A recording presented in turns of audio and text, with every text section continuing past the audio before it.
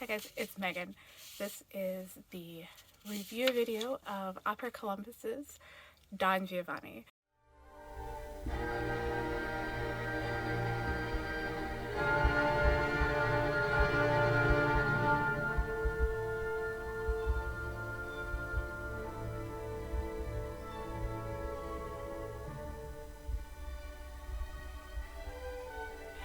So last night, Wednesday, April 28th, I got to go to the preview performance, dress rehearsal of the production, and it was incredible, especially for the times of COVID.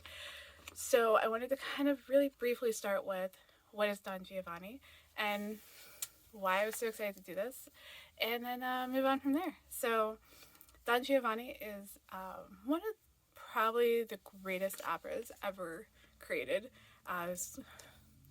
The composer was Mozart.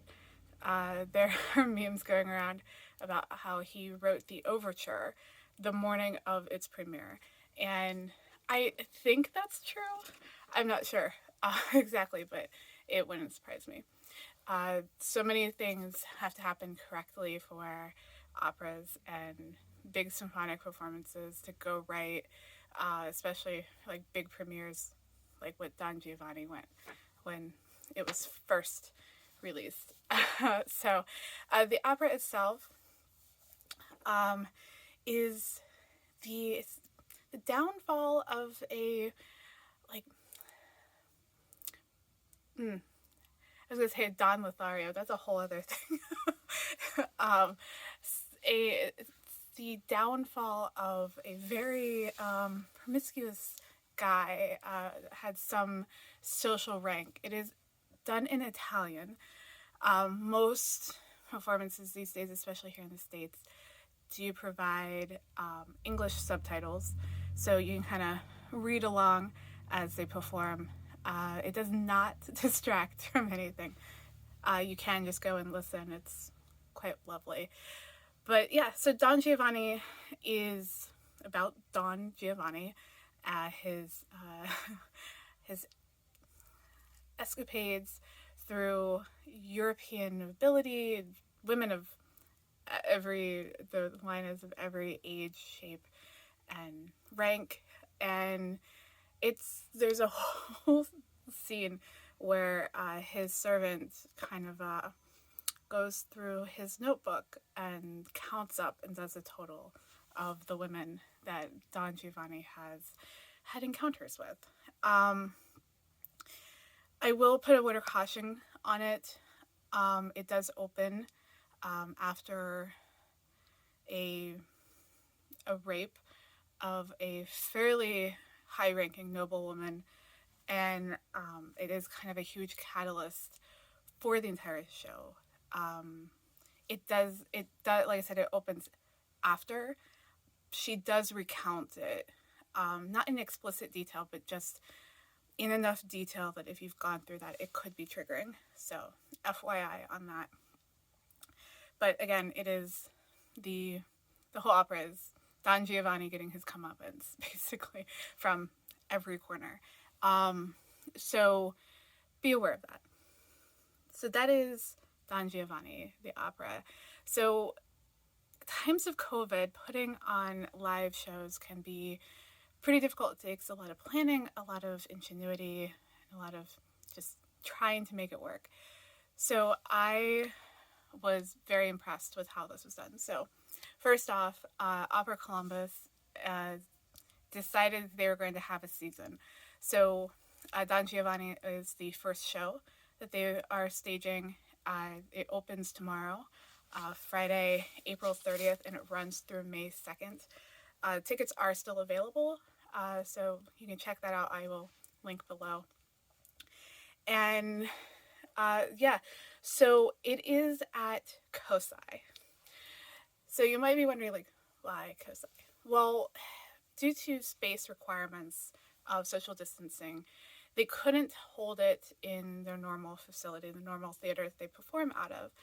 And so COSI, which is the Center of Science and Industry in Columbus, Ohio, by the way, fantastic place if you're interested in anything science related.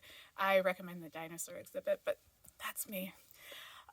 So they have gallery space available. So gallery space is just, it's a big open area that they use for a lot of traveling shows, other things that may come through, including operas now.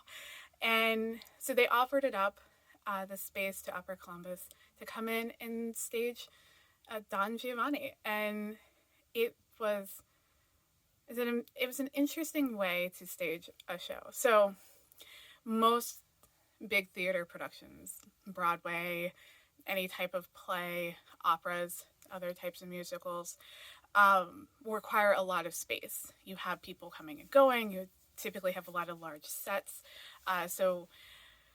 Case in point, if you want to look up Opera Columbus, they did Barber of Seville last February, right before everything closed down. Go take a look at that set because holy, it's incredible. And I was there on Valentine's Day by myself, but it was fantastic.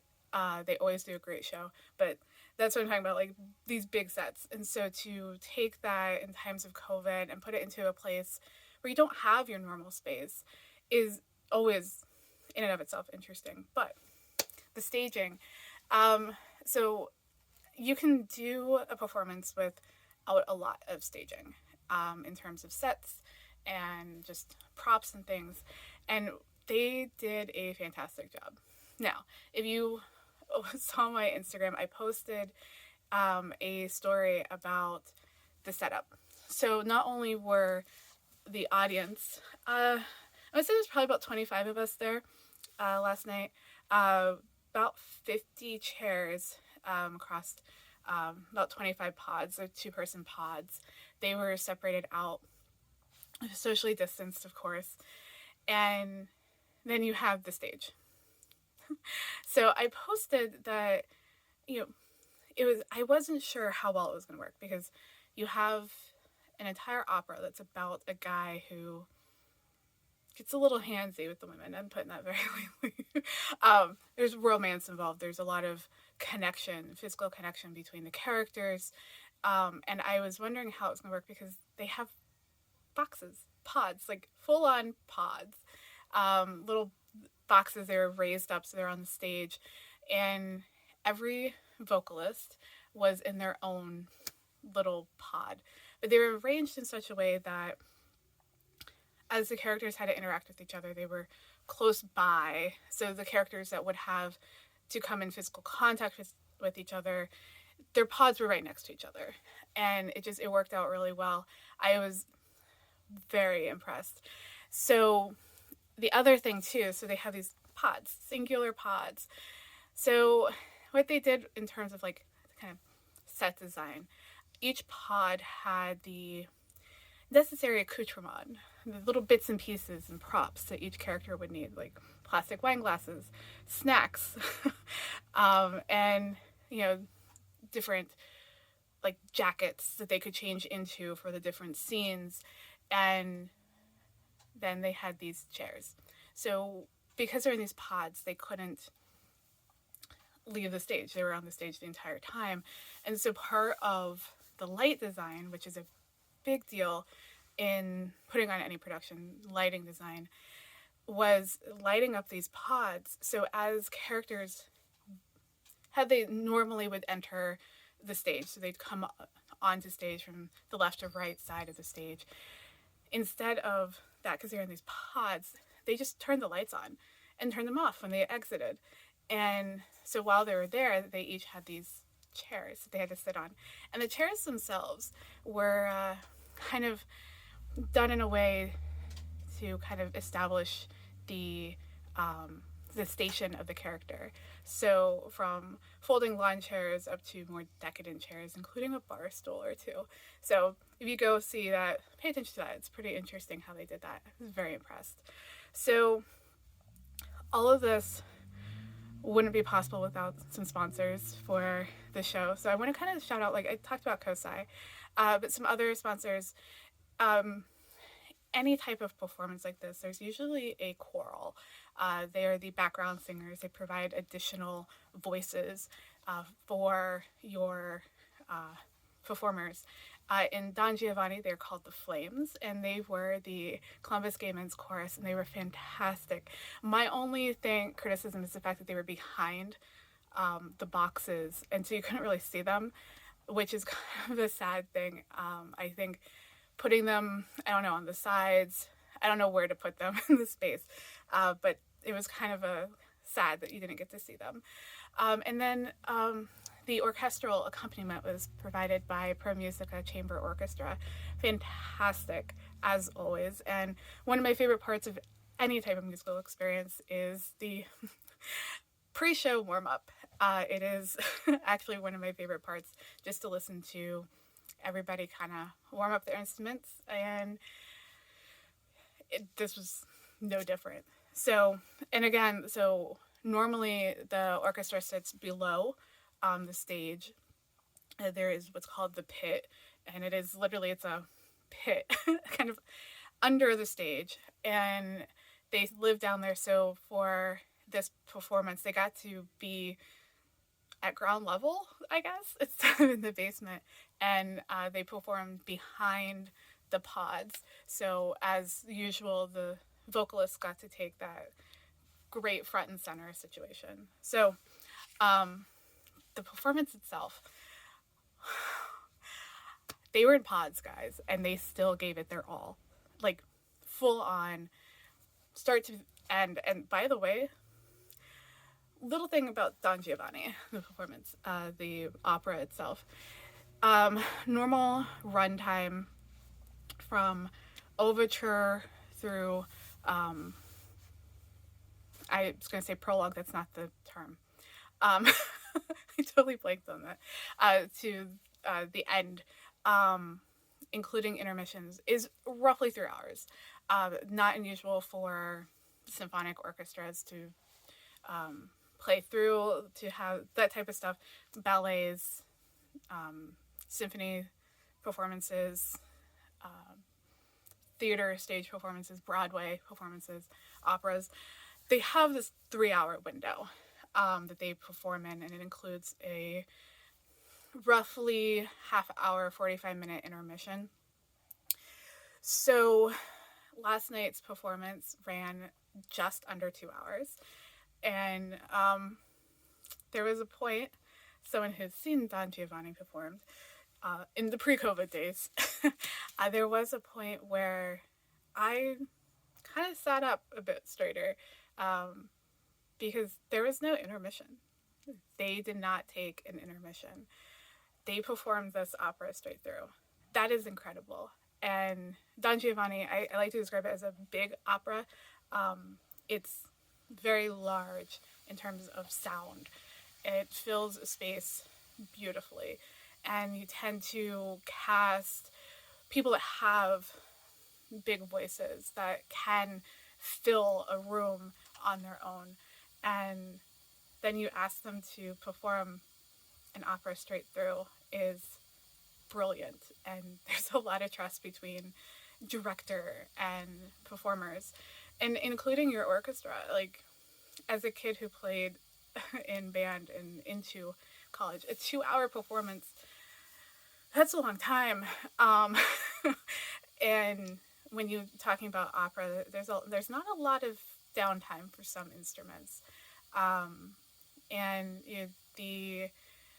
it's just fantastic. But I was very impressed with them, and I can't wait for the next show. So first off, I just want to mention again, it opens tomorrow night officially, April 30th, and it runs through the 2nd. I believe it's 6 performances, I think. I could be wrong on that, but tickets are still available. It is at COSI, Gallery number 2 at COSI. So it's upstairs.